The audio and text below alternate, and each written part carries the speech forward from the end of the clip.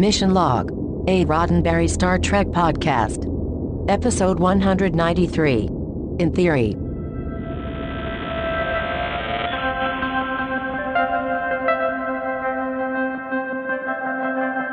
Welcome into another episode of Mission Log, a Roddenberry Star Trek podcast. I'm Ken Ray.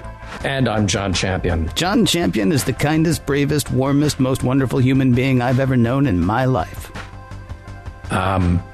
Thank you, first of all, but we're not doing that anymore. Doing what? Never mind. Each week on Mission Log, we explore the unknown explored by an episode of Star Trek, casting a light in its darkness, or sometimes just blowing it up real good. This week, In Theory, the one where Data learns he's got a lot to learn about love. In a moment, I'll be bringing you trivia, in theory, but first, got a question or comment for us? Seeking advice for the lovelorn? All of that and more is just a few modes of communication away. Mission Log Pod is the address to find us on Facebook, Skype, and Twitter. If you want to leave us a voicemail, maybe make a long-distance dedication, our number is 323-522-5641. That number again, 323-522-5641. Please, though, remember we can't play every request. Our email address is missionlog@roddenberry.com. Our show website, including discovered documents, is at missionlogpodcast.com. And please do remember, we may use your comments on an upcoming episode of Mission Log. And now, time for trivia with Dr. Love. Oh, I can't wait. Thank you, Ken. Today's episode, In Theory, was written by Joe Menosky and Ronald D. Moore. And by the way, just to get this out up front, they hated the B-plot. The B-plot. Which one's the B-plot? Well, see, so, okay, good question. Thank you. All the sciencey stuff, these subspace anomalies, they thought they were just writing a nice little romantic story about Data. And in fact, the early title of this episode was Breaking Up is Hard to Do, which, come to think of it, could also apply to the B-plot about subspace anomalies. I don't know, though. Breaking up was pretty easy in this episode. for that, yeah. For the subspace thing, yeah. Yeah, exactly. And today's episode was directed by, let's see if I got this right, Patrick Stewart is the name. Patrick Stewart. So you look him up on IMDb while I'm finishing this, all right? Let me know what else he's done. Yes, it's another one of those actors learning directing while on Star Trek. Kind of a cool little thing they've got going there. This is his first professional directing job, and he will go on to lead 4 more episodes of The Next Generation. And honestly, not that much more directing after that. Just one other credit other than 5 total episodes of Star Trek. He has said, though, that he has a soft spot in his heart for this episode. It was his first, after all, and he liked the idea of doing a romantic storyline, and he was very much at ease directing Brent Spiner because that guy is a pro. Now, let's talk about some of the effects in this episode. We have a reuse of the Mutara Nebula effects from The Wrath of Khan. We also have a reuse of the photon torpedo prop, slightly modified for The Next Generation. And we see it on a new set, though, the photon torpedo launch area. Very nice build on that. That little detail of the Book of Shakespeare that is always in Picard's ready room, this time it's open up to a page from Love's Labour's Lost. And let's also mention that the opening music number in Act 1 is the Woodwind Quintet in E-flat by Czech composer Anton Reicha. Now, Ken, you and our listeners know that sometimes I like to pull out the research notes on the script, so that's always fun. The script goes out to a couple of different research agencies, and they send back their notes either on copyrighted material or character names. So here's what came back, the highlights of what came back for this episode. We did have a few other crew names that were mentioned that were all cleared by research. But one of the things that I found interesting was that among the other names of people that weren't used in this episode, we actually had a last name for Jeff, Jess's ex-boyfriend. He was to be Jeff Arden. Wait, and Jenna's ex-boyfriend, right? Jenna, you said Jess. Doesn't matter. I mean, I'm just making sure was that yet another character about which we hadn't heard, and now they're they... All right, so Jeff and Jenna not Arton, because they're not getting married, plus he's not important enough to have a last name. Not anymore, he's not. Yeah. No. All right. We had many more references throughout to romantic stories. Just to name check a few here. We got Catherine and Heathcliff from Wuthering Heights, Caesar and Cleopatra from history, but also referencing Shaw's Caesar and Cleopatra. We had Petruchio and Catherine from The Taming of the Shrew. And there would have actually been a line in this, "One of these days, Jenna, one of these days," as a moment lifted from the honeymooners. And research had determined that it was enough in the popular language by then. So no need for a copyright concern there. I got to applaud them, though, for taking out the part where the android is threatening to hit his human girlfriend. I'm glad they didn't leave that in there. Yeah, that's kind of, Yeah. They live in space. Maybe he actually was saying, "I will take you to the moon." Yeah, like literally to the moon. Exactly. To the moon, Jenna. We'll go, because they got a great place there now. Yeah, generally speaking, though, they could get a place on Lake Armstrong, maybe. Right. Yeah. Well, Data could enjoy that. Yes, he could. Jenna, not so much, at least not for very long. There are references to earlier technologies and references from Star Trek, things like time travel and, of course, transparent aluminum, M-class planets, et cetera, that all fit within Trek continuity. And there is, according to research, no proprietary listing for Targ milk. So I guess that one is still available, no problem.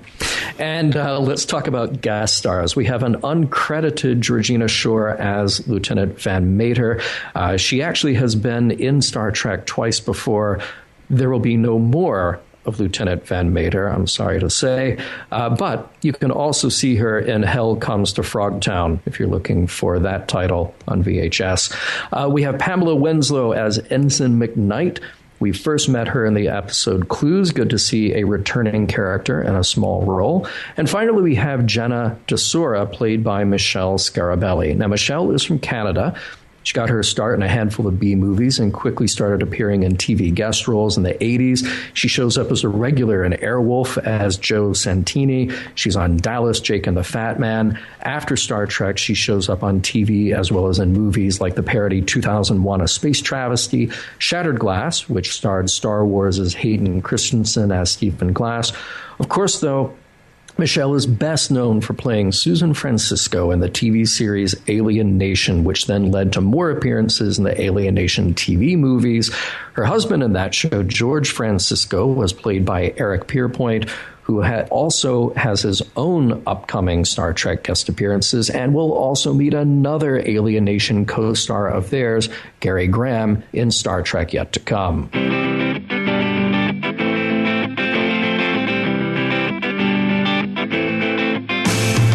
Love, Enterprise style. Truer than the red, gold, and blue. Love, Enterprise style. That is Jenna and Data.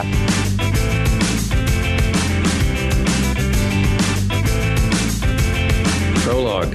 The Enterprise pulls up alongside a beautiful nebula, the Mar Oscura. In the Photon Torpedo Bay, Data and Lieutenant Jenna D'Sora are modifying a torpedo to use in a scientific experiment in the nebula, something about dark matter.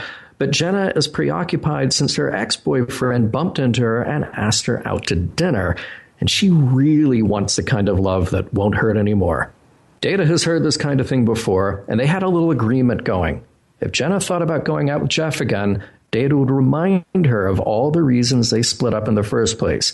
He does, and she listens because, they're friends like that. With the torpedo away, the nebula lights up, and Data and Jenna are there to watch the fireworks on the monitor. For Jenna, though, sharing fireworks with Data means something more. It's the metaphor to drag us right up to the opening credits. Act 1. Open on a delightful concert. A quintet are kicking out the jams of 1820 to an adoring crowd. Jenna's not too happy with her own performance, but she's got fellow musician Data there to reassure her that she's doing great.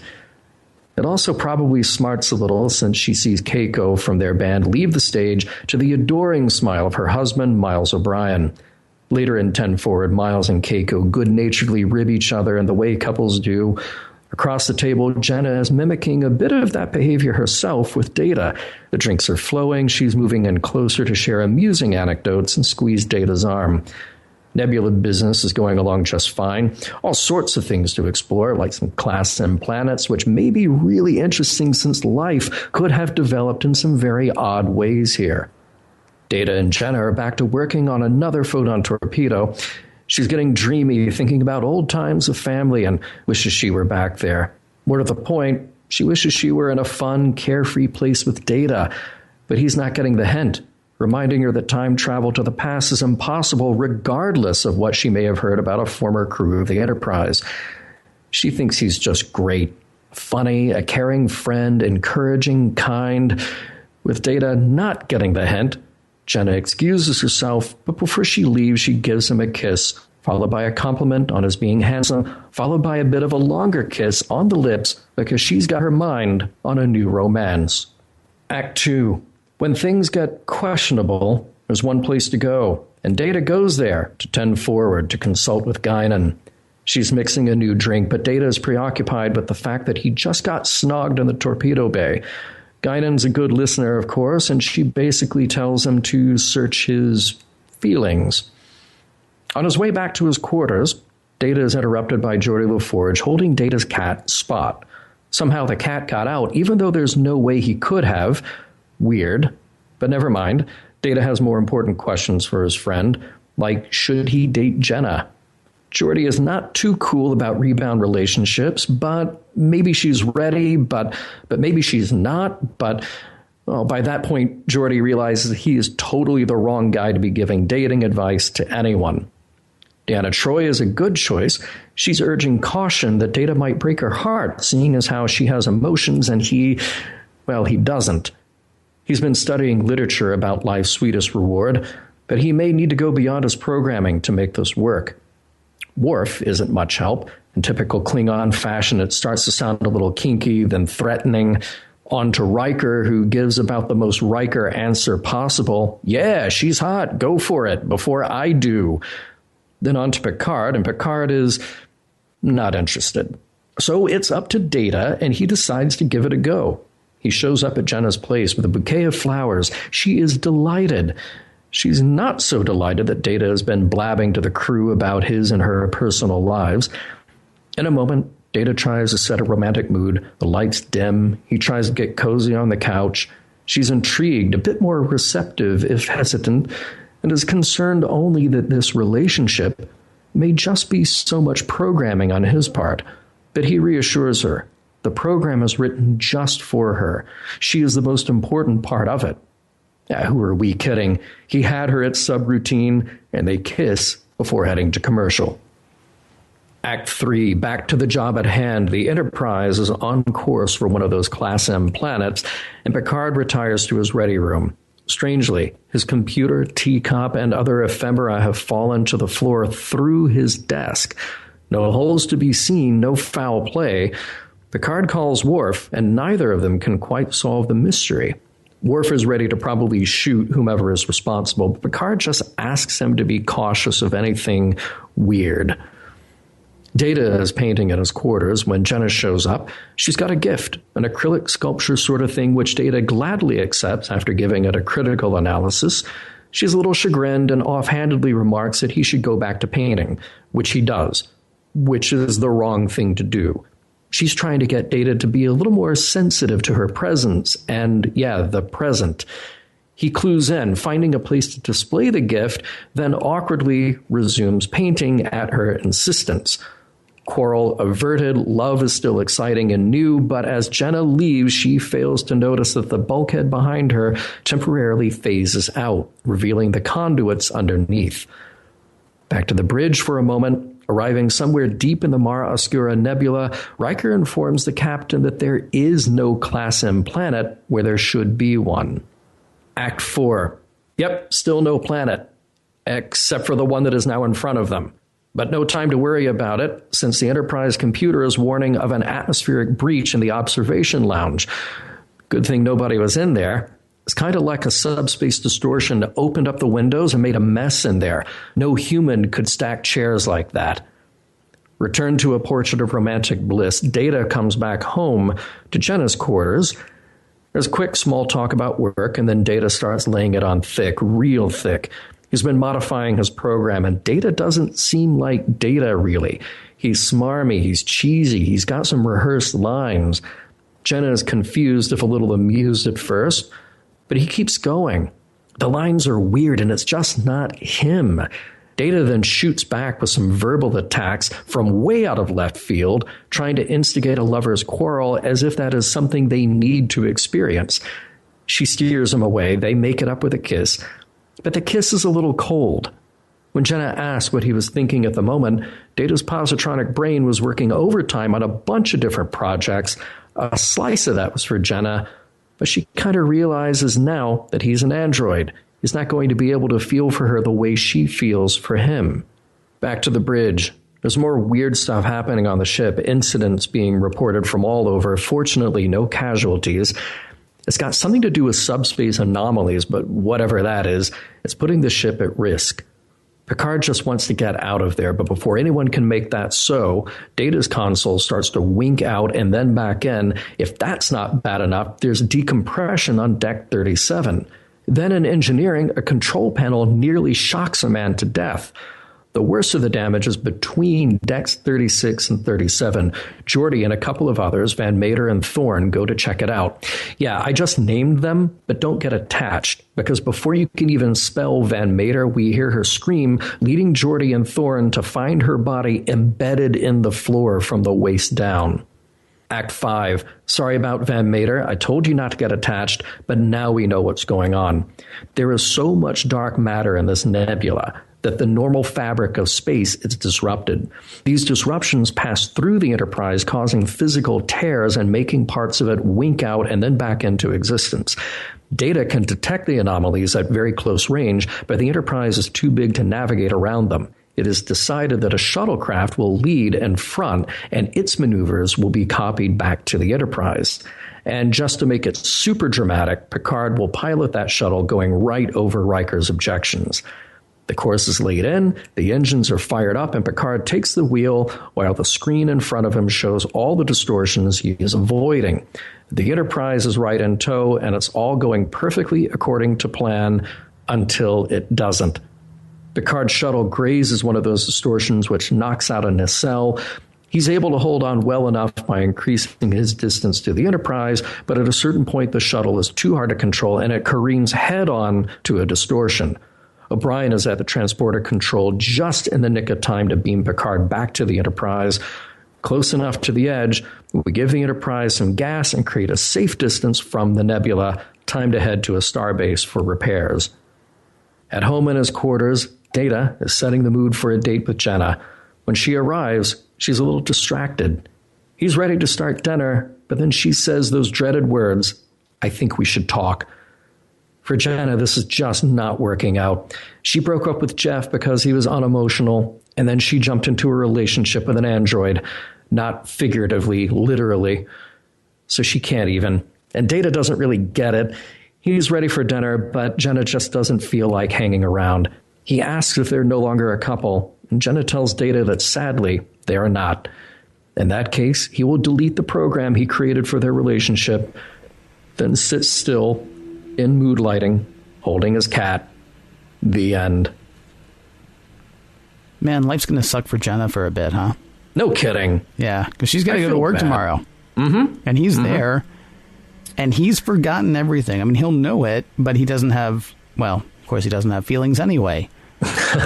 But he doesn't even have the subroutine anymore. Right. Yeah. Right. But she's got all the subroutines. All of them. Still. Yeah, this is like a Sunshine of the Spotless Mind thing going on here. Yeah. It is a bit, yes. Or it's like well, for Data anyway, it's like Dr. Tristan Adams turned on the Tantalus device. Mm-hmm. Just wiped that part out. Just took that straight out of there. Or it's like he was kidnapped by Romulans. Right, exactly like that. Or it's like Beverly turned on that part of the machine that makes people, lose short-term memory. Yeah, all kinds of things from past episodes of Star Trek. See, Star Trek isn't the only one that can reference past episodes of Star Trek. Right. We can do it too. Right. Fortunately, I hope we really follow up with Jenna to find out how she's doing. Yeah, I really... I got very emotionally invested in her story. I'm really hoping that she and Jeff are able to work it out, because there's got to be a reason that those two kids keep getting back together. I hope so, too. And, she's going to go back to him and go like, wow, I was wrong about you being unemotional. Boy, are you emotionally available to me. Mm-hmm. Yeah. Mm-hmm. I don't want to talk about where I've been. Look, I hate to keep hitting the same note on the head here, but seriously, ever since somebody brought it up to me in that college class that I was a guest in about Star Trek, I'm really starting to notice the pop culture thing on board. It's more classical music this time. It's all stuffy, quiet. It is very, bourgeois. And I'm just waiting for someone just once to ask the computer to play the Who Live at Leeds.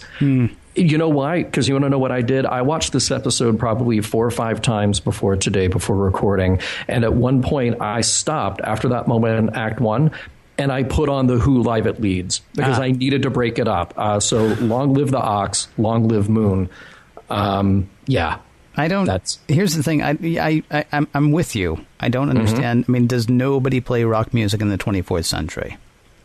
Because, I mean, it's all classical, or in the case of Riker, it can be Dixieland. Right. But he's a weirdo. Yeah. Well, he is an anomaly. I mean, he is definitely. He is. Yeah, although maybe that's part of his charm. Like, women are like, wow, I've never heard such radical music as Dixieland jazz. So, I'm there. There's something about it that's just very white bread and very kind of boring. But here's the thing.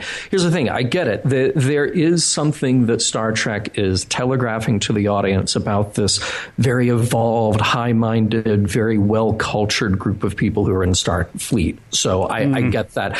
There's also a production reason for this, which I totally understand, and that's that you want to use music that is public domain. Right. You don't have to pay for it. Yeah. No, I mean, so if you were a kid in the 80s like I was, and you watched Miami Vice and you were like, wow, this is amazing music, and then it took forever for them to release that on DVD, even because they had to go back and get all those music rights. And then if you watched a show like Knight Rider, which they didn't actually get the rights to the pop music they were playing. So what they did is they would get half the rights and they would re-record it. And even as a 12-year-old, I could sit there and go, that's not the original version of that song. Yeah. Mm-hmm. Yeah. Mm-hmm. It's like when you find something on iTunes or Amazon these days that the legal rights aren't there. Yeah. So it'll be like something in the style of, or, recorded by some band you've never heard of that sounds almost like the song you're looking for, but not really. Mm-hmm. Yeah. And yeah, right. So you got the more evolved society and all that stuff. And also props to them for not trying to make up rock bands from the 80s. No, because it does sound very dated. Like garbage, yeah. It does sound very dated. Well, not Garbage. Garbage was an awesome band. Well, they didn't come out to the 90s, though, so you see the problem. That's very true, yeah. I always think about the episode of Buck Rogers, Space Rockers, because immediately when you do an episode where you say, this is really cool music, like you give it about 10 minutes after the episode is aired, and then you think, wow, that was terrible. and there's no way that's cool now or cool in the 25th century. Here's how I'll bring this whole idea back together for us. We reach. We reach. Yes. Which actually I think holds up better than Space Rockers. Maybe. Okay. I don't know Space Rockers, and I'm fine with that, honestly. Oh, I think you're fine with not knowing it as well. But to those who know in the audience, you know that I know. Ken, I'm so glad you mentioned it before. Behold the beauty of the awe-inspiring nebula as we blow up one of our most powerful weapons inside it. Yes. Honestly, seeing the nebula just made me want Goose. Right. Yes. Yeah. And by the way, dark matter is a thing. We think, anyway, it hypothetically exists because of the gravitational effects it has on other things in space. But since it's essentially inert and won't interact with anything in the electromagnetic spectrum, we don't have a really good way of observing it firsthand. But I'm sure that we have scientists in the audience who can school us exactly on how that works. But it is cool that even here in 1991, when this episode was made, that they were talking about this theoretical thing that we're still talking about today. I thought that was very cool. I don't understand why we need scientists, though. Apparently just blow something up near it. Totally. I mean, that's how they found it, right? Yeah, if you got a photon torpedo, put that thing to good use. Heck, if you got an M80. Is that what they're called? Right. Those are the really heavy-duty fireworks, right? Right. Yeah. Yes. Just toss one of those near there. Open the airlock really quickly, toss one out. Close the airlock really quickly. Yes. And you should be good. There were some good comedic moments in this episode, I thought. Sure. And the thing is, a lot of times when they try to do, like I think it was last week that we talked about, or 2 weeks ago, it was with the host, when Loxana came in and said, "You boys must be hungry." And Data said, well, the absorption of nourishment and the consumption had the, and it's supposed to be funny and it's not, right? But Right. when he's sitting in 10 forward and he starts to ask Guinan a question and she says, "Don't look at me," and he does not even miss a beat, he just turns away. That actually worked. And I'm thinking, I'm not sure if I would have looked at that in the script and gone, okay, that's going to work, but it worked. It's like you said earlier, Brent Spiner is just great at those little moments. Yeah. Worf's response to the poltergeist suggestion, I thought that was also very funny. I mean, just the Captain. It's like, stop being stupid. I mean, which I'm amused, because being sort of the scientifically enthusiastic skeptic that I am, we just dismiss the poltergeist theory right away. Just get rid of that. Well, it's kind of please. Here's the thing, though, that's a whole sufficiently advanced technology, whatever thing, right? Blah, blah, blah. I mean, you remember the amazingly scary and realistic episode that was Cat's Paw. Oh, yeah. I mean, it was just something we didn't understand, right? They weren't ghosts. They were just, what were they? Prawns in fur coats. Is that what we decided they were? Yes, they were. Yeah. There was one other thing that really could have been a great moment for comedy, I think. When Data goes to Geordi to ask advice, and of course Geordi says, "My advice, ask someone else for advice, at least someone who's got more experience at giving advice." Okay, it's kind of a cute moment, but what would have been cuter is if we had seen Data going to everybody, and then he goes into Geordi's quarters, looks at him, and just turns around and walks out.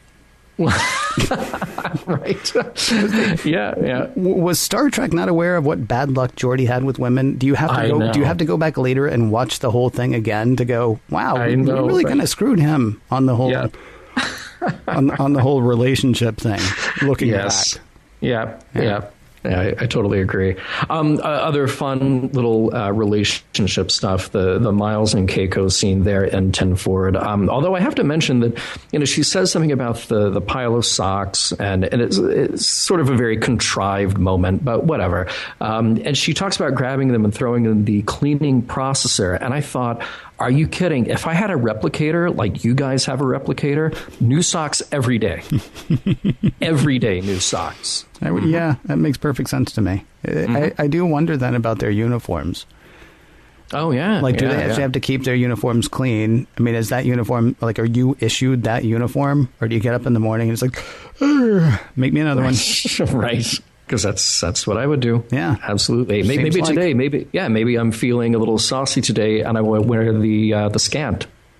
Then that would be my choice. Replicator, whip me up a scant. Remember a few years ago when we didn't have zippers? Yeah, I'm kind of liking that when it was all one big piece and it hurt my back. Yeah, I'm feeling that mood today. Again? Yeah, why not? Yeah. And speaking of the replicator, I'm pretty sure that Jenna got that sculpture from the replicator store.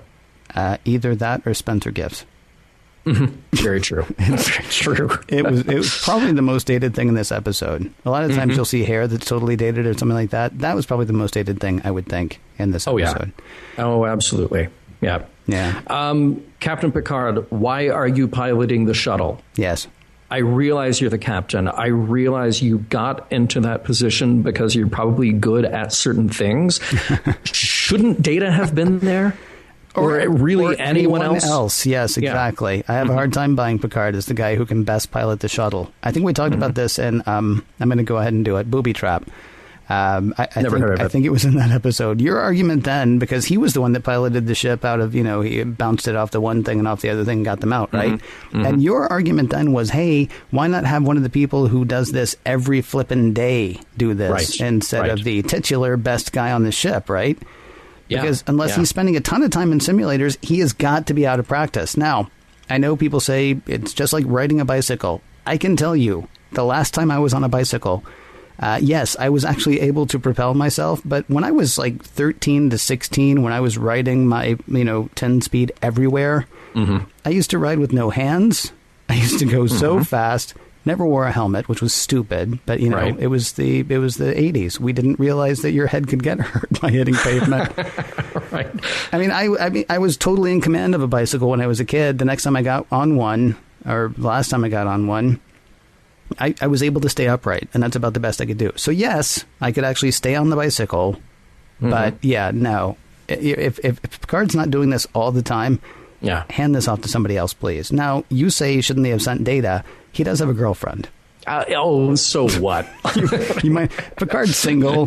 Riker, of course, has several girlfriends, so you can't send him. No, you can send Geordi. Not at all. Hey, you know what they could have done? They could have, let's see, I'll go with a theme here. They could have brought back Wesley and put him in the shuttle that gets hit by a deadly anomaly. Eaten by dark matter. Yeah. Yeah. And they call down to O'Brien, like, did you get him? Nope, I'm afraid not. Right.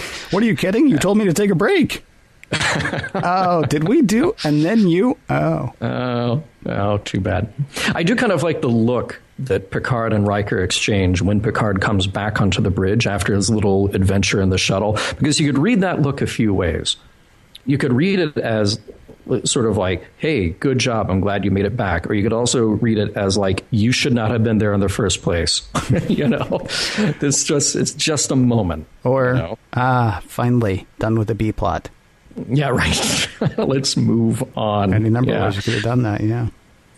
A great little classic Trek moment here where the Picard is in the shuttle and he's calling out numbers, navigational points to them to follow, and then he just says, hard to starboard, and then you cut back to the crew on the bridge, and they all give the lean. Yeah. They all give the lean over, even though you're in a spaceship in space and, shouldn't be affected by that. But whatever, it's great. It's classic Trek, like you say. It is. I'm a little confused, though. So they were like going, right?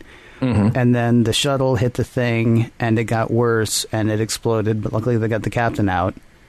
And so then Riker's like, okay, gun it. Because the whole reason the captain was someplace else was because there's still dark matter around, right? Yeah, right. But maybe if we go really fast, it'll just cut through us so quickly we won't even feel it, I guess. Won't even notice, yeah. Obviously, the reason that they had to do that is because, we're at 41 minutes and we still have to resolve the A plot. And so it's like, okay, go fast. Okay, good. Right. Oh, wow, that worked. Maybe we should have tried that like 10 minutes ago. So they do that. They make it out. Yeah. And everybody on the bridge is like, oh, we made it. Thank goodness. Let's get to Starbase. And then they walk through like decks 12 through 20 and they're like, oh, man, it's just full of people cut in half by the floor. What a mistake. Cut in half. Joined together, let's say. By the way, Van Mater, that would be my second favorite cosplay. Oh, yes. Absolutely. Absolutely.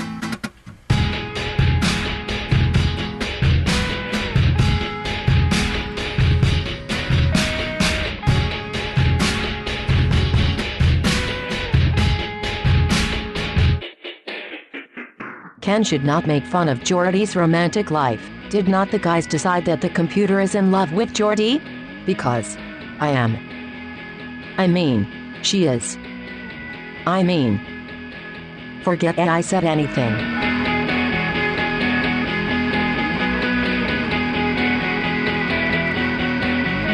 Dumb tech guy caught on the dumb tech thing. This is starting to be a thing. I don't know if you've noticed, but this is, I think, third week in a row now that it feels like this is the place to talk about it, because it's not just a quick observation, but at the same time, it's not really part of the show. Okay. So, but here it is anyway. What would you drink if you could drink anything you wanted at any time? Because he's like, Data is in Jenna's quarters, right? Yep. Yeah. And he's like, can I get you a drink? And she says, Kellerman Sherry. I don't know what that is, but I might try one. If I could just have anything ever, I might try that.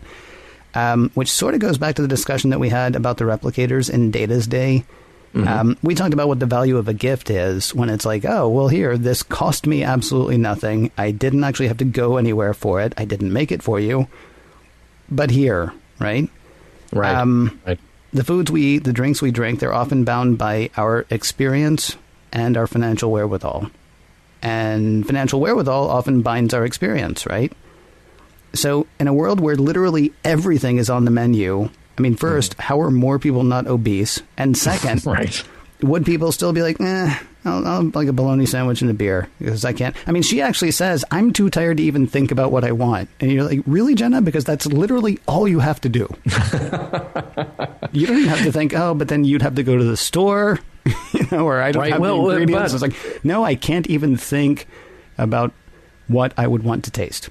But I guess if you have that problem where you have so many choices and you're frozen by so many choices, you literally, you couldn't even conceive of what to eat because you could have anything. That honestly used to happen to me. I can't believe I just faulted her for that, because when I would go visit my dad in the summertime, he would always ask me where I wanted to go. And I would always ask him where he wanted to go. But, you know, he was a single dad entertaining his son for a week or two, so he wanted to make me happy. And what would have made me most happy is he would have chosen a place to go because I was afraid of disappointing him. But all of that aside, it got to the point where at like 10 o'clock in the morning, he would start asking me what I might want for dinner, because it would seriously take me that long, because we had all of this city, which was a relatively major city. It wasn't the biggest in the country, but it wasn't the smallest. It wasn't like he was asking me in New York City, but he wasn't asking me in, you know, Bell Buckle, Tennessee either. That's actually a real place, by the way. That is. I've been to Bell Buckle. Have you really? Yeah, of course you have, because you're from that area. Yeah, so I mean, I guess if you had like the wealth of everything from which to choose, it might be a little paralyzing. But here's the other thing. Have some of column A, try all of column B. You think you might want something, have it. And you never have to have it again. And, you know, you can just put it back in the replicator, because I assume that's what happens with the uneaten food.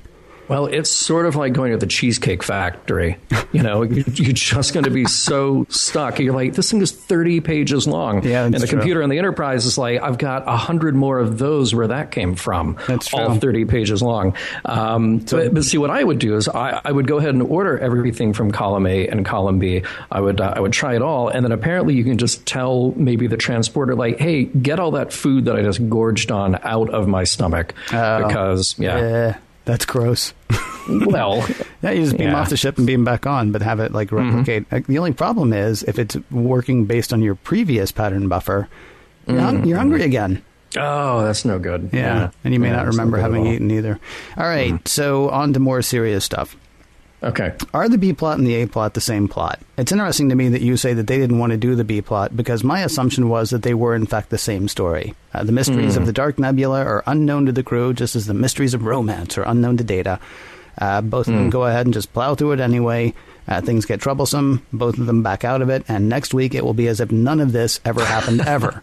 I mean, my assumption was, you know, that everything that happened was telling the same story. Guinan even asking Data to test the drink that she's making is along the same lines in a way. She's treating Data like a real live boy.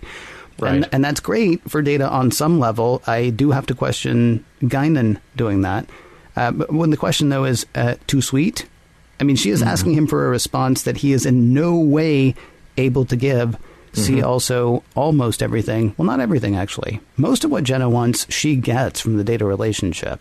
It turns out, though, there's one ingredient that's missing. I don't know if we'll get to that or not, but maybe. So, I mean, it's weird to me that you say, I mean, my assumption was, I mean, we've used the term, we've talked about it being a dumb show before, how one plot is just a reflection of the other plot. And I honestly thought that's what the B plot was in this. Interesting. I mean, I think that there's a poetic parallel to be made there for sure. Okay. But I think from the writer's perspective, and I can't put words in their mouths, but feeling maybe bogged down by the sciencey technobabble of it, which is certainly not the worst technobabble that they've ever had. No. And at least dark matter is a thing and a nebula is a thing. So they could at least have a bit of that in there. But maybe I'll come back to this in our wrap up of the show, because to me, it's more about the pacing of the show, what happens here. There's a lot of jumping back and forth. In my recap, I didn't even mention the moment that Dr. Crusher is walking through sickbay and knocks into well, she doesn't knock into it. She just notices that a thing has fallen off of a desk and hit the ground. That happens really early in the episode, and I think that's the only moment of Dr. Crusher we get in the entire thing. She has literally nothing else to do other than to go, hey, that thing is on the floor, and it shouldn't be on the floor. And it's moments like that serve the B plot, that just pull you out of the A plot. I would have rather given up a scene like that, or a couple of scenes like that, and come back to what was really the A plot. So I can see their frustration there, but I like the idea that, sure, in this poetic sense, the unknown for Data is sort of the same unknown that they're facing on the ship. I like that. I'll give you that one. Right. Absolutely. It's interesting you mentioned the thing about Dr. Crusher. I was going to make a joke earlier that she wasn't even in this episode. So yeah, that's a very small... I totally forgot that she was there, and I watched it a few times for this week's presentation. It's like a scene out of contractual obligation. Ah, there you go. You know? Yeah. And that's not to slight anybody. It's certainly not to slight Gates. She's terrific. But it's sort of like, oh, well, she's guaranteed to be in these episodes, so we have to put her in this episode. Here, something is on the ground, and she picks it up. There you go. You know? So let's talk a little bit about Data and his journey here. I asked myself what's the difference in Data writing a subroutine for himself that causes Jenna to fall more in love with him, if he would be capable of such a thing. He sort of failed at it in some respect. But what would the difference in that be from, say, the difference in the Bynars writing a holodeck program that caused Riker to fall in love with it? You know, Riker is certainly the only person on board who should be able to truly understand what's happening in this relationship, because he's been there. He's been there with the full-on goo-goo eyes for an artificial intelligence, or a manufactured intelligence, shall we say. Yeah, except, again, we've sort of done the whole... I mean, she wasn't just a program that was written for him. She was also a program that was being guided. Mm-hmm, mm-hmm. Yeah. And Data, for that matter, has the ability to guide his programming. It's interesting. I didn't mention this, that in the research notes, they actually suggested that the writers stay away from words like writing a program or writing a subroutine, because they were trying to make the argument that Data's growth is simply his neural net making new connections, just like a brain would. So they wanted to sort of push along this idea that he is developing. He's not just sitting down and creating something out of whole cloth. So maybe if they had left out that idea of him writing a program, then maybe our feelings about it would have been a little bit different. I did think it was interesting that Data is the one who said to Jenna, with regard to romantic relationships, there is no real me. Because it's sort of an existential problem for Data here. You know, Data knows that he exists. We already established that in The Measure of a Man. You know, but he's making this separation. He's making this separation and saying that, well, I'm aware that I exist. I'm aware of my place in space, and I'm aware of other people. But yeah, this part of the thing is just not going to happen because it's not real and it can't ever be real. So I sort of wanted them to follow up on that more. We won't get there in Star Trek that I know of, but I wanted them to follow up more on this idea that Data has a psychological split going on where he's saying, at least for that part of his life, that's something else. That isn't something that he is able to internalize and make part of himself. I just thought it was a really curious line. Yeah, it's another one of those things, though, where it only happens when it happens, right? It's like that whole thing where, you know, you never find a significant other when you're looking for one. It's always when you're not that happens. Because, I mean, he was in love. We don't know that he was in love with Tasha, but he certainly had a certain affinity for Tasha. He way had a crush on Tasha's sister, though. Oh, yeah. I mean, he was headed there. And, I mean, to the point that he felt real loss when she was no longer... I mean, he felt betrayed, and he felt a real loss when she wasn't there, same as he had with Tasha. And he seems to acknowledge that he has feelings for Jenna at the beginning. What does he say? That he looks forward to the time that they spend together? Yeah. Is that not... I mean, I'm not... And this is not just the same thing that we always do of does Data have emotions or does he not? But is that not a statement of emotion at that point? I mean, he's not saying, oh, I anticipate bumping into her, just in the same way that I anticipate bumping into the captain when I'm on the bridge, or I anticipate people going to eat when they're hungry. I mean, he's actually saying, I mean, he's stating a preference for her company. Well, and what's great about this is it sort of gets back to this whole fundamental question that we have about Data. And I know that we have certain listeners who are sick of hearing it, but this is what's fascinating about this episode. Is it that Data does not have emotions, or is it that Data is unaware and unable to express and explain and sort of grapple with the emotional programming he's got? Or, yeah, well, okay, yes. Or is it also maybe that Data is one of the healthiest people on the ship, and everybody else is looking for something that is never going to fully satisfy anyway? I mean, she is looking for him to make her happy. Yeah. She is not going to be happy if she's not in a relationship, it would seem. And I'm not faulting her for that, because there are guys who are the same way. I'm not saying, oh, yes, it's one of those, a woman needs a man, whatever, because I don't think it's that. I think this particular person seems to have it in her head that she's not going to be fine on her own, in a way. And I'm not, and there are many people out there like that. I've known people like that. I've been like that from time to time.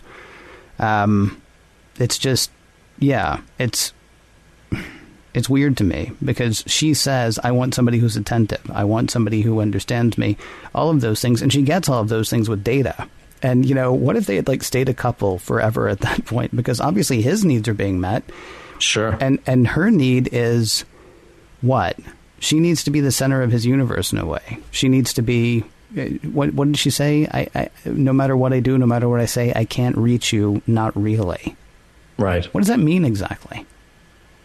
I mean, what does that mean exactly? And I'm not saying to heck with love or anything like that. I'm just saying it feels like they're both getting their needs met, except it turns out what she needs is something that she can't actually put her finger on. She can't actually understand what that thing is, and so then she knows that this is not that. Yeah. I'm sorry. I know it sounds like I'm going around in circles. I apologize. No. I mean, but I think this, from the beginning, I think somebody like Dana Choi needed to say to Jenna, you know what? You need some time by yourself. Yeah. Just don't throw yourself back there into the dating pool. But you know what? I've had that conversation with a lot of people, and they never listen. So they just never listen. But there's this interesting thing about Data here that I was trying to work out in my head if it does or doesn't add up, and that's Data's sort of inability to be himself. Like I said, he has this problem sort of reconciling that there is no real me when it comes to romantic relationships. And I thought maybe there's something tragic, but also something relatable about this. In the beginning, in 10 Forward, after the concert, they're just hanging out. Data's doing great. He's being the friend who is reassuring and saying the right things when she is doubting herself.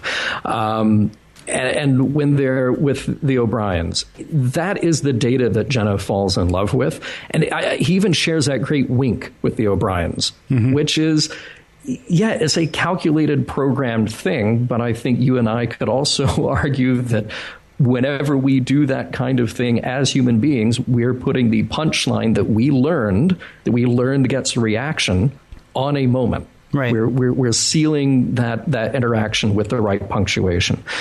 When he starts to try on personalities, that's when he ruins it. So there's a lesson there to be oneself, that real relationships can't be built on a lie or built on a character that is a lie. So I wondered, could Data not turn off those parts of the character and go back to who he was when Jenna started to fall in love with him?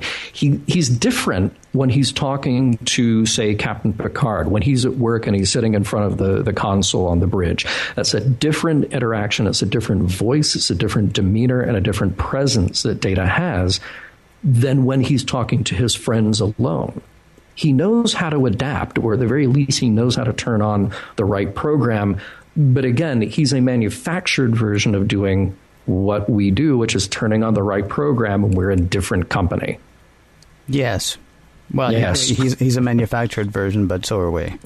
Yeah, exactly. Which I know is exactly what you were saying, but yes. Yeah. Just go ahead and hammer that part home. Yeah. I'm so glad for the sake of the episode, of course, or else it wouldn't be an episode, that he goes through with this experiment. He goes through with this, and so does Jenna. One of my favorite quotes that is often repeated on Dan Savage's Savage Love podcast is, every relationship will fail until one doesn't.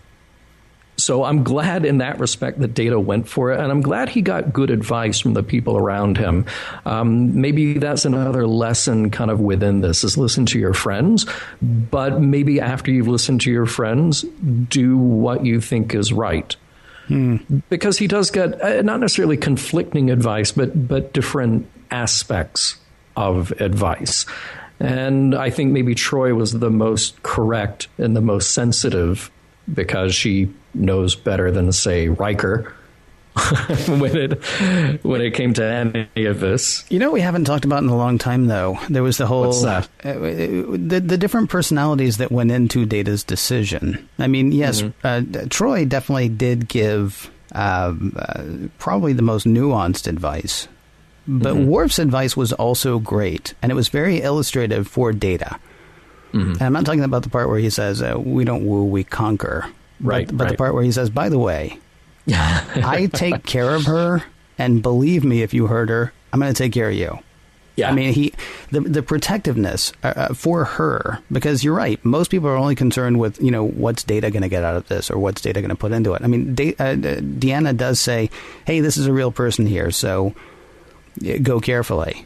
But Worf says, by the way, really go carefully, because I will not be happy if anything goes poorly for her, which was interesting. It's sort of like we used to talk about how each member of the crew was a different facet of maybe one personality, and we got in getting all of those different answers. We got sort of different looks at the very same situation in a very clear way, I think. Yeah.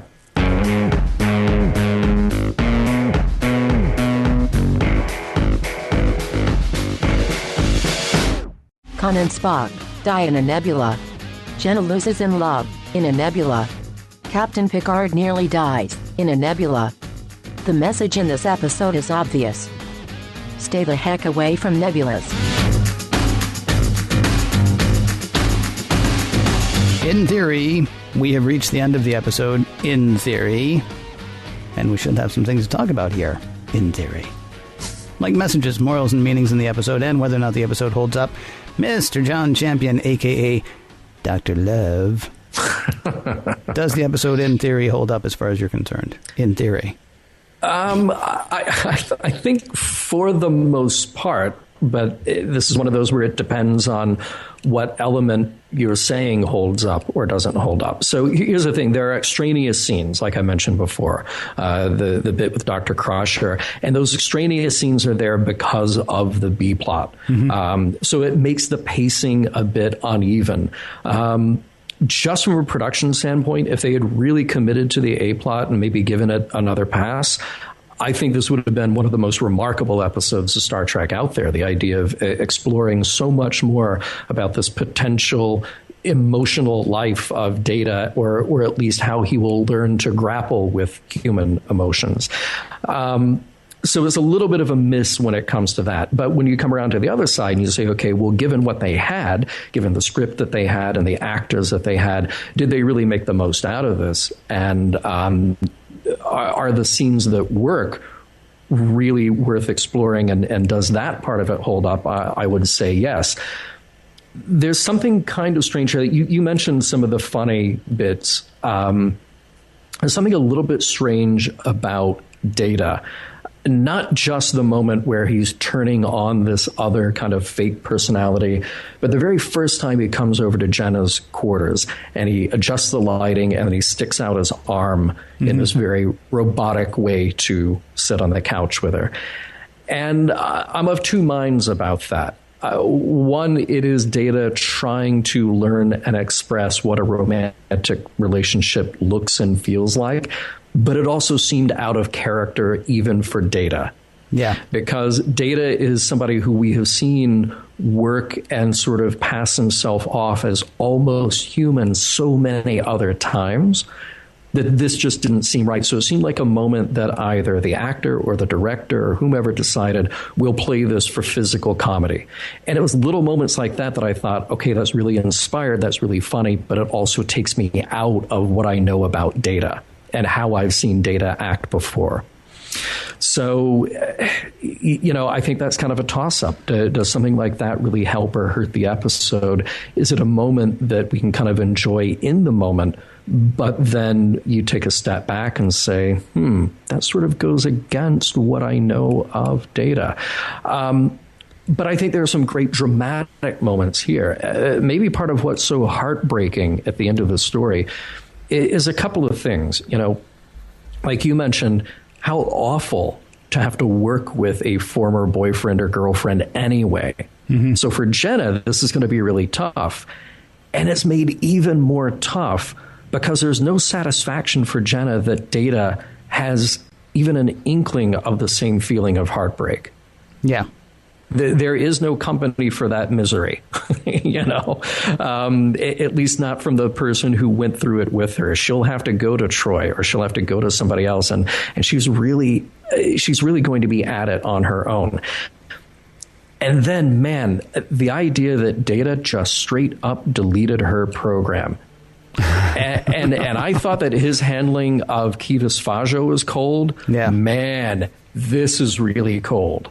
It really hurts because she's almost in tears at that moment. And to see what he turns that into. Wow. So as it is, this has great dramatic moments, but it's also a nice, light Data episode with really interesting ideas about love and relationships. We got a tweet from Scott that I thought was really great. He said, I finally watched the episode before the podcast. In theory, did nothing for me at 14. Absolutely adored it at 39. And you know what? Maybe I can see that too, that it takes maybe going through a relationship or two to sort of get the idea of what heartbreak means for this other character. I really have two minds about that. I want to say, and I think finally I will say that this does hold up as a production, and it holds up as a Star Trek story, and it holds up because there are great character moments, but there are things in it that sort of make me cringe. What about you, sir? It is not unusual for me to not remember an episode, having watched them 20-something years ago. Mm-hmm. Initially, anyway. I mean, there are plenty that I've seen again since, although I will tell you this is one that I would have avoided.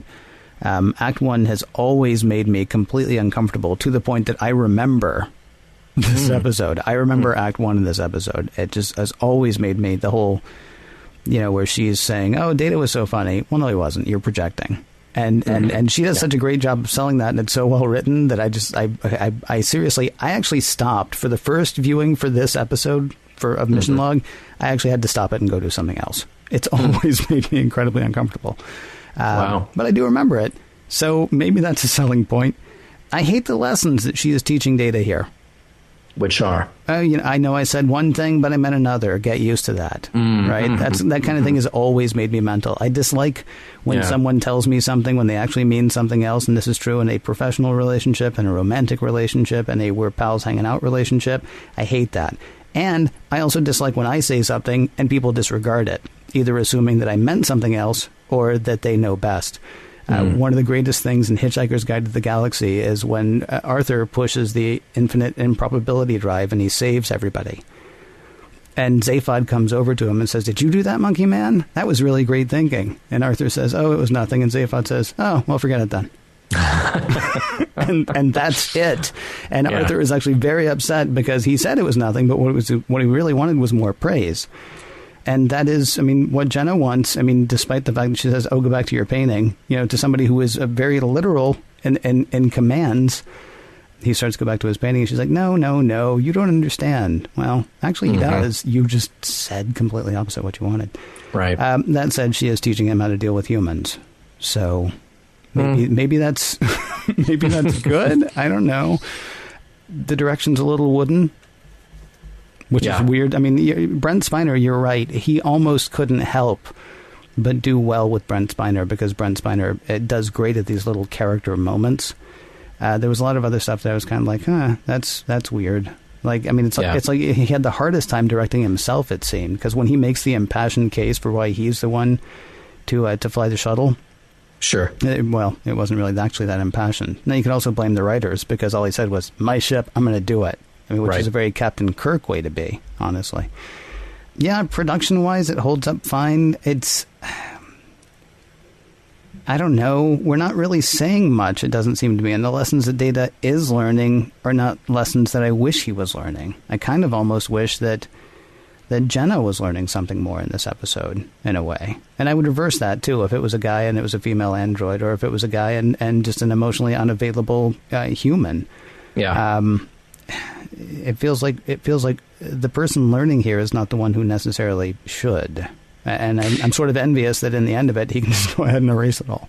Yeah, well, that's really unfortunate because it seems like, there was an opportunity for something about relationships, but because of the way this show works, we talked about it with The Offspring, with Lal, that here is a character that is such a great, deep, complex idea of a character, but ultimately that character is there to serve one of the stars of the show. So the guest star character has to go away. Right. And everything that guest star character does has to affect one of the stars who will maintain their position on the show. So in that case, the reality of production here is that Jenna is there to serve the Data character. When Data is the guy sitting in a room in the dark alone who has just switched off a program. And it feels cold and creepy in sort of a Twilight Zone way. But the reality is, you and I both are very concerned about Jenna. We're very concerned about her well-being. Yeah. So it goes back to that question of does this hold up or not? Well, as a little more complex exploration of Data, yes. As some fun with Data, yes. As for the light romantic moments, yes.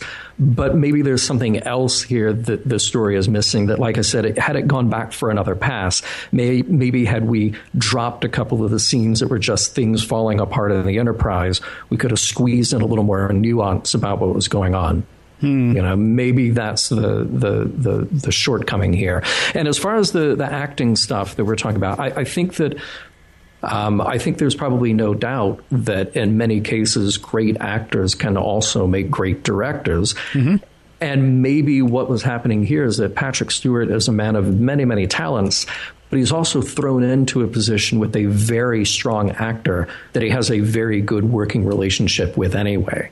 And when you have that and it's sort of like, let's come up with a bit, and here's Data sticking his arm out and that gets a laugh. Well, it gets that laugh, but does it really work to serve anything about the overall theme of the story here? See, that's so interesting to me because I thought about saying in the last segment, this episode in a way is like a page out of a coloring book. And Data sitting there and very robotically putting his arm out is the big black line that defines the thing that you're coloring inside. Right. Sort of what happens with the dark matter as well. I mean, if we're going to say that the B plot is a mirror of the A plot, and we can only say that poetically because apparently that was not the case at all. But I mean, that is another example of those lines that are defining where we are. We're going into this thing and it looks beautiful when we start.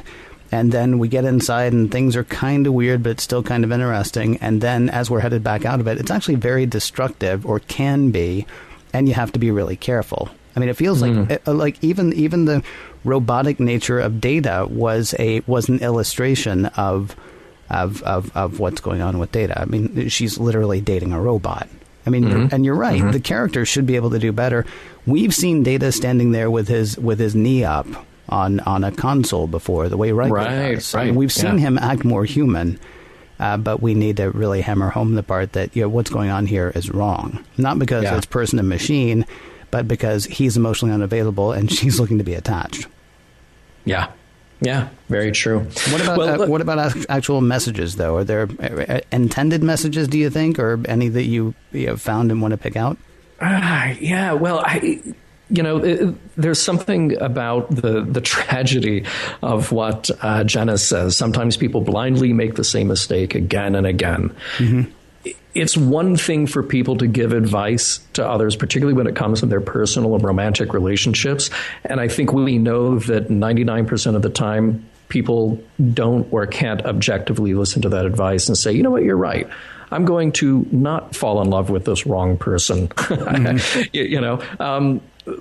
Maybe that's just something about human nature. Maybe that's just something about our romantic brains taking over our logical, rational brains at certain points in our lives. So it's not necessarily a message in that respect, but it is sort of an often repeated condition of how we are as human beings when it comes to our romantic relationships. Maybe there's also a lesson here about rebound relationships. They're tough. They're really tough, no matter what. Yes. Not fishing in the company pond, maybe. Yeah. The whole work relationship thing, although, again, they do. Well, they are on a ship of 1,000 people, though. She could maybe try to fall in love with somebody who she doesn't have to work across a torpedo every day. I still think Riker is just waiting in the wings. Oh, yeah, absolutely. He was like, oh, hey, Data, yeah, go ahead, because you'll mess this up in a week. He may have been 2 before Jeff, though. We really don't know. Right, that's true. That's true. a possibility, it seems. Yeah. I had. I'm kind of embarrassed. I had "Know Thyself" as a possible message here, but I can't tell you why. Maybe it's just I always think that's a good idea. I know there was a reason in this. Sure, just drop it in particular. Yeah, because if you can't figure out what to say about Star Trek, say something about Shakespeare. I think that's the rule. I'm still stuck on the fact that. I was thinking maybe of what you had talked about before with Lars and the real girl. How he builds a whole, relationship with this replicated person. What's the best way to say it? Right. And I mean, she's kind of doing that as well. And yet, what's interesting is she does get everything from Data that she says she wants. Right. This must be why I had "Know Thyself" in here. She gets what she thinks she wants out of this, but then she gets in the middle of it and realizes, oh, it turns out this is not exactly what I want. The thing that I'm worried about then is, okay, what is exactly you do want? Because that actually is giving you everything that you thought you wanted, except you want somebody who's also going to feel emotional. Basically, she wants to be able to wreck a person. Or make them happy, I suppose. I mean, she needs to be able to completely, change their emotional core. Yeah. Even though he's going along, like he's doing everything that he needs to do to keep himself happy, and she is actually made happy by many of his actions as well. But if there's no chance that he's going to end up heartbroken or, exceedingly happy, then there's no point in this. But you would think that would be something that she might have known, would have known, could have known going in. Of course, she should actually spend some time with Deanna and maybe talking about her father or what it is that makes her so attracted to emotionally unavailable men. Well, we've got a whole week before next episode of Star Trek. Hopefully that's a good 7 days that Jenna can just be in therapy every day with Deanna, just try to work this out, because I think she needs it. I really do think she needs it. Is that on the extended cut, do you think? Yeah. And I'm also going to say that, the best advice, Jenna needs to find Jenna. Oh, nice. Yeah. Nice. Yeah. Because no one can make Jenna happy except Jenna. Except for Jenna. Yeah. It's beautiful. Mission Log is produced by Roddenberry Entertainment. Executive producer Rod Roddenberry. Find out more at roddenberry.com. There's a lot going on between the Roddenberry Foundation, of course, original graphic novels, products, and convention appearances. All of that can be found at roddenberry.com. For more exciting Star Trek podcasts, check out Trek FM. That's trek.fm. And for the latest in Star Trek news and discussion, be sure to visit trekmovie.com. Next week, Redemption.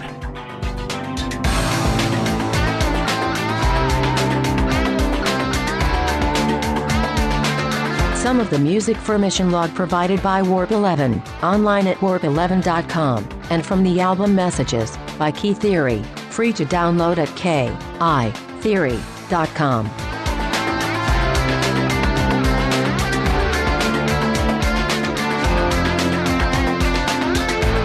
No M-class planets were harmed in the making of this episode. In theory.